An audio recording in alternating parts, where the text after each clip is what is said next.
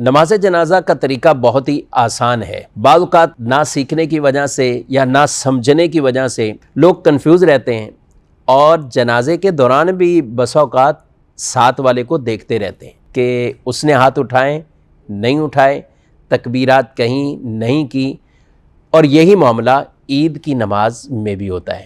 بہرحال جنازے کا طریقہ میں عرض کرتا ہوں۔ جنازے میں دو چیزیں بیسک ہیں، یعنی جسے فرض کہا جاتا ہے، جنازے کے رکن۔ پہلی چیز قیام، کھڑا ہونا، اور دوسری چیز 4 مرتبہ تکبیر، اللہ اکبر اللہ اکبر اللہ اکبر اللہ اکبر۔ یہ 2 چیزیں فرض ہیں، اور 3 چیزیں سنت مؤکدہ ہے۔ یعنی جب پہلی تکبیر ہوتی ہے تو اس کے بعد ثنا پڑھتے ہیں، دوسری تکبیر تو درود پاک پڑھتے ہیں، تیسری تکبیر تو دعائے میت کے لیے دعا، اللہم اغفر لحینا و میتنا و شاہدنا و غائبنا، اور اگر نابالغ بچے کا ہے تو اس کی دعا، اگر نابالغ بچی ہے تو اس کی جو دعا الگ سے بیان کی گئی۔ تو بیسک جو جنازے کے اندر چیزیں ہیں، ایک قیام، کھڑا ہونا، اور 4 مرتبہ تکبیر کہنا۔ لوگ سمجھ رہے شاید امام ہی تکبیر کہتا ہے اور مقتدی ثنا پڑھتے ہیں، درود پڑھتے ہیں، دعا پڑھتے ہیں، تکبیر نہیں کہتے۔ تو اگر مقتدی تکبیر نہیں کہے گا تو اس کی نماز نہیں ہوگی، کیونکہ نماز جنازہ کے فرائض ہی یہ 2 چیزیں، قیام اور تکبیرات۔ تو لہذا جب بھی آپ نماز جنازہ ادا کریں تو جیسے امام اللہ اکبر کہتے ہیں تو آپ بھی پیچھے اللہ اکبر کہیں۔ اب اس کی نیت ہم سماعت کرتے ہیں۔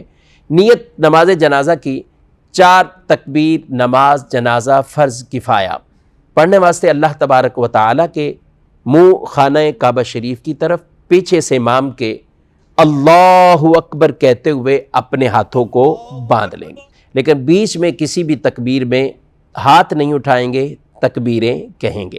جب ثنا پڑھیں اور ثنا کے اندر وَتَعَالَى جَدُّكَ، اس کے بعد وَجَلَّ ثَنَاؤُكَ وَلَا إِلَٰهَ غَيْرُكَ، یہ ساتھ اگر اضافہ کر لیتے ہیں تو یہ بھی بہتر ہے، اور اگر صرف نماز والی ثنا پڑھی تو بھی سنت ادا ہو جائے گی۔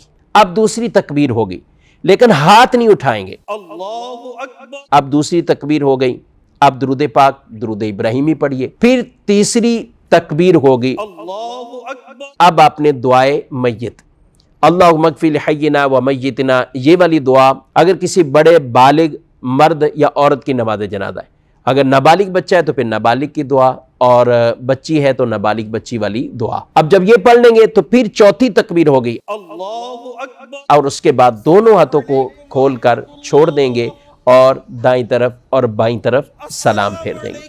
بہت سے لوگ ہاتھ جب چوتھی تکبیر ہوتی ہے تو ایک طرف سلام پھیرتے ہیں، السلام علیکم ورحمۃ اللہ، ایک ہاتھ کھولتے ہیں، پھر دوسری طرف السلام علیکم ورحمۃ اللہ، پھر دوسرا ہاتھ کھولتے ہیں۔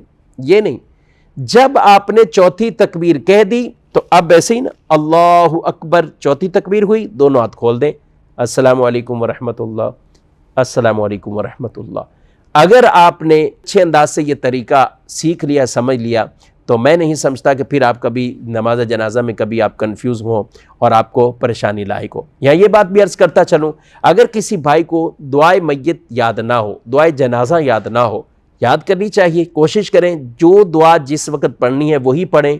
لیکن اگر دعا یاد نہیں ہے تو آپ کوئی سی بھی دعائے معصورہ، قرآن یا حدیث کے اندر جو دعائیں منقول ہیں تو آپ وہ دعا پڑھ سکتے ہیں۔ یعنی ربنا آتنا فی الدنیا حسنہ، یہ والی دعا، ربنا اغفر لی ولوالدی وللمؤمنین یوم یقوم الحساب، یہ والی دعا۔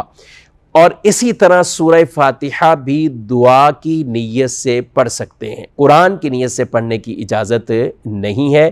تو خلاصہ کلام یہ ہوا کہ نماز جنازہ میں 2 چیزیں فرض، یعنی قیام اور 4 تکبیریں، اور پھر 3 چیزیں جو آگے ہیں، ثنا پڑھنا، درود پڑھنا اور دعائے میت، یہ سنت